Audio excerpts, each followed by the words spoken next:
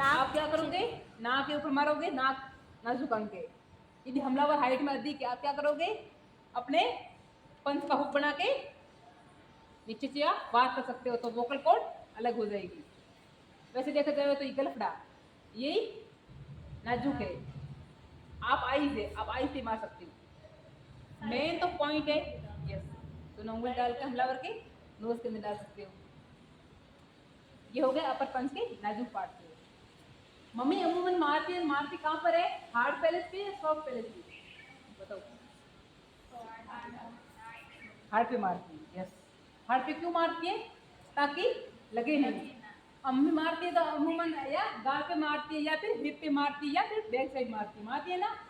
अब आपको हमलावर के कहाँ मारती है, कहाँ मारना है, ये वाला हिस्सा, आपके ये वाला हिस्सा आप कैसे मारोगे, हमलावर के कान के ऊपर जोर से, अच्छा, पावर के साथ, ताकि हमलावर के पर्दे हट जाए। अपन क्या करते हैं,